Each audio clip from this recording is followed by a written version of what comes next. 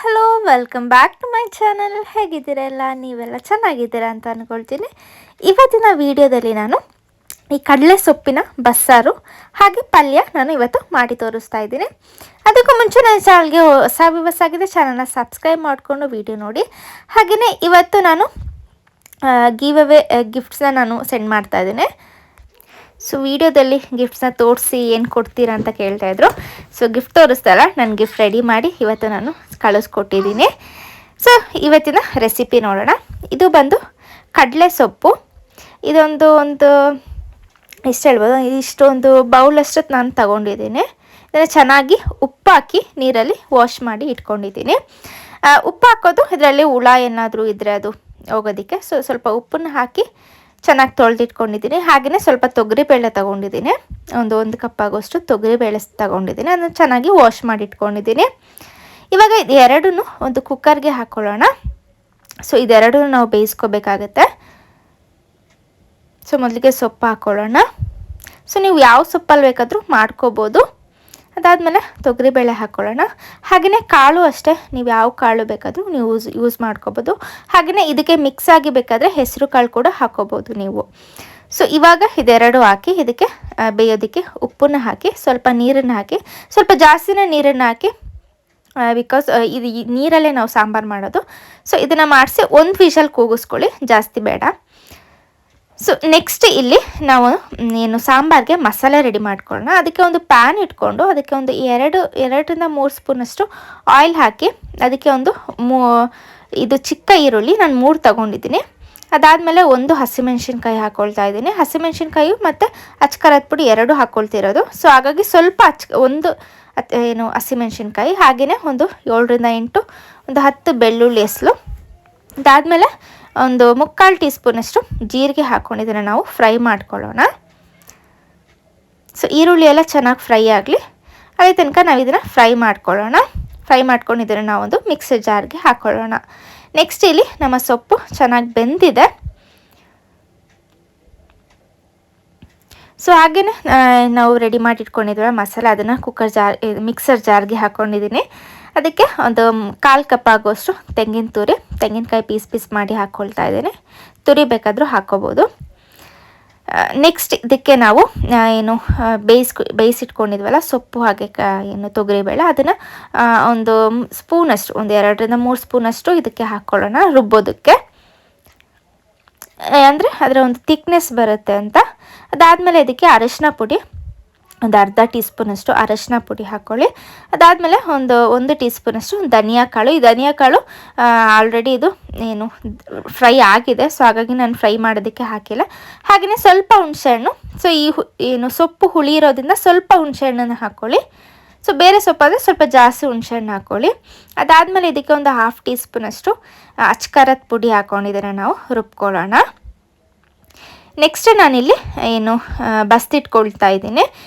ಸೊಪ್ಪು ಮತ್ತು ಬೇಳೆನ ಬೇಯಿಸ್ಕೊಂಡಿದ್ವಲ್ಲ ಅದನ್ನು ನಾವು ಬಸ್ತಿಟ್ಕೊಳ್ಳೋಣ. ಸೊ ಸೊಪ್ಪು ಬೇಳೆ ಹಾಗೆ ನೀರನ್ನು ಸಪ್ರೇಟ್ ಮಾಡ್ಕೊಳ್ಳೋಣ. ಸೊ ಆಲ್ರೆಡಿ ಇದು ಯಾರಿಗೆ ಗೊತ್ತಿಲ್ವೋ ನಾನು ಅವ್ರಿಗೆ ತೋರಿಸ್ತಾ ಇರೋದು. ಸೊ ಆಲ್ಮೋಸ್ಟ್ ಎಲ್ರಿಗೂ ಗೊತ್ತಿರುತ್ತೆ ಈ ರೆಸಿಪಿ. ಸೊ ಇದನ್ನು ಚೆನ್ನಾಗಿ ಸೋಸ್ಕೊಳ್ಳೋಣ. ಈ ನೀರು ಮತ್ತು ಸೊಪ್ಪನ್ನು ಸಪ್ರೇಟ್ ಮಾಡ್ಕೊಳ್ಳೋಣ. ಸೊ ಇವಾಗ ಈ ನೀರಲ್ಲಿ ನಾವು ಸಾಂಬಾರು ಮಾಡ್ಕೊಳ್ಳೋಣ. ಹಾಗೆಯೇ ಈ ಸೊಪ್ಪಲ್ಲಿ ಪಲ್ಯ ಮಾಡ್ಕೊಳ್ಳೋಣ.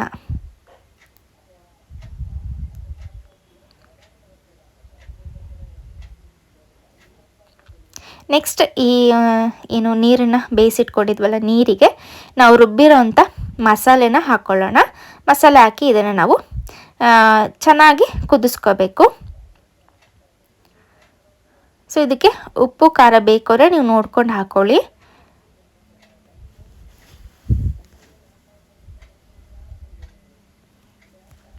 ನಾನು ಇದಕ್ಕೆ ಸ್ವಲ್ಪ ಉಪ್ಪು ಮತ್ತು ಖಾರ ಎರಡೂ ಹಾಕ್ಕೊಳ್ತಾ ಇದ್ದೀನಿ. ಕಡಿಮೆ ಇತ್ತು ಅಂದರೆ ಹಾಕ್ಕೊಳ್ಳಿ. ಒಂದು ಅರ್ಧ ಸ್ಪೂನಷ್ಟು ಉಪ್ಪು ಹಾಗೆ ಒಂದು ಅರ್ಧ ಸ್ಪೂನಷ್ಟು ಅಚ್ಕಾರದ ಪುಡಿ ಹಾಕ್ಕೊಳ್ತಾ ಇದ್ದೀನಿ. ಸೊ ಇದೆರಡು ಹಾಕ್ಕೊಂಡು ಇದನ್ನು ಚೆನ್ನಾಗಿ ಕುದಿಸ್ಕೊಳ್ಳೋಣ.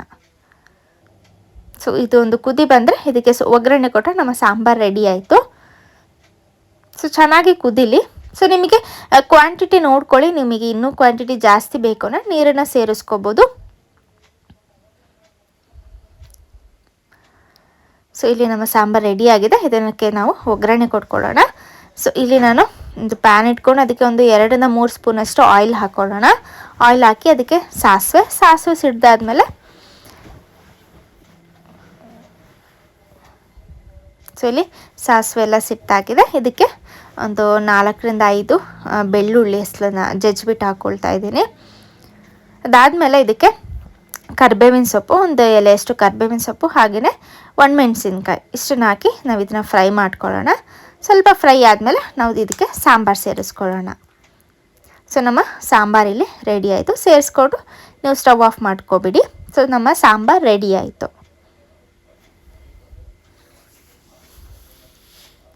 ಸೊ ನಮ್ಮ ಬಸ್ಸಾರು ರೆಡಿ ಆಯಿತು. ನೆಕ್ಸ್ಟ್ ನಾವು ಪಲ್ಯ ಮಾಡ್ಕೊಳ್ಳೋಣ. ಅದಕ್ಕೆ ಒಂದು 2-3 ಸ್ಪೂನಷ್ಟು ಆಯಿಲ್ ಹಾಕಿ ಅದಕ್ಕೆ ಸ್ವಲ್ಪ ಒಂದು ಸ್ಪೂನಷ್ಟು ಸಾಸಿವೆ ಹಾಕಾದ್ಮೇಲೆ ಇದಕ್ಕೆ ನಾನಿಲ್ಲಿ ಹಸಿರು ಮೆಣಸಿನ್ಕಾಯಿನ ಹಾಕ್ಕೊಳ್ತಾ ಇದ್ದೀನಿ. ಒಂದು 3 ಹಸಿರು ಮೆಣಸಿನ್ಕಾಯಿ, ಅದಾದಮೇಲೆ ಒಂದು 4-5 ಬೆಳ್ಳುಳ್ಳಿ. ಸೊ ಇದು ಫ್ರೈ ಆಗಲಿ. ಇದು ಫ್ರೈ ಆದಮೇಲೆ ನಾವು ಇದಕ್ಕೆ ಒಂದು 2 ಈರುಳ್ಳಿ ಚಿಕ್ಕದಾಗಿ ಕಟ್ ಮಾಡಿ ಹಾಕ್ಕೊಳ್ತಾ ಇದ್ದೀನಿ. ಸೊ ಈರುಳ್ಳಿ ಎಲ್ಲ ಚೆನ್ನಾಗಿ ಫ್ರೈ ಆಗಲಿ. ಸ್ವಲ್ಪ ಉಪ್ಪನ್ನ ಹಾಕ್ಕೊಳ್ಳಿ.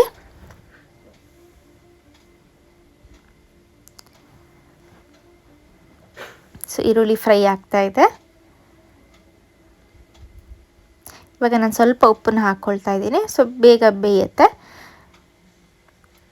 ಅದಾದಮೇಲೆ ನಾವು ಸೊಪ್ಪು ಹಾಗೆ ಬೇಳೆನ ಸೇರಿಸ್ಕೊಂಡು ಇದನ್ನು ಮಿಕ್ಸ್ ಮಾಡ್ಕೊಳ್ಳೋಣ. ಸೊ ಇದೇನು ಆಲ್ರೆಡಿ ಬೆಂದಿದೆ. ಸೊ ಜಾಸ್ತಿ ಏನು ಮಿಕ್ಸ್ ಮಾಡೋದೆಲ್ಲ ಬೇಡ, ಅಂದರೆ ಬೇಯಿಸ್ಕೊಳ್ಳೋದು ಬೇಡ. ಅದಾದಮೇಲೆ ಮೇಲೆ ಸ್ವಲ್ಪ ತೆಂಗಿನಕಾಯಿ ತುರಿ ಹಾಕ್ಕೊಂಡ್ರೆ ನಮ್ಮ ಪಲ್ಯ ರೆಡಿ ಆಯಿತು. ಸೊ ನೋಡಿದ್ರಲ್ಲ, ನಮ್ಮ ಬಸ್ಸಾರು ಹಾಗೆ ಪಲ್ಯ ಇವತ್ತಿಂದು ರೆಡಿ ಆಯಿತು. ಸ್ವಲ್ಪ ಮಿಕ್ಸ್ ಮಾಡಿಕೊಟ್ರೆ ಸಾಕು, ರೆಡಿಯಾಗಿದೆ. ಸೊ ನೋಡಿದ್ರಲ್ಲ, ಇವತ್ತಿನ ರೆಸಿಪಿ ನಿಮ್ಗೆಲ್ರಿಗೂ ಇಷ್ಟ ಆಯಿತು ಅಂತ ಅಂದ್ಕೊಳ್ತೀನಿ. ಇಷ್ಟ ಆಗಿದ್ರೆ ಲೈಕ್ ಮಾಡೋದನ್ನು ಮರಿಬೇಡಿ. ಹಾಗೆ ನಿಮ್ಮ ಫ್ಯಾಮಿಲಿ ಆ್ಯಂಡ್ ಫ್ರೆಂಡ್ಸ್ಗೆ ಕೂಡ ಶೇರ್ ಮಾಡಿ. ನನ್ನ ವೀಡಿಯೋಗೆ ಹೀಗೆ ಸಪೋರ್ಟ್ ಮಾಡ್ತಾ ಇದ್ದೀರಾ ಅಂತ ಅಂದ್ಕೊಂಡಿದ್ದೀನಿ. So thank you for watching. Bye.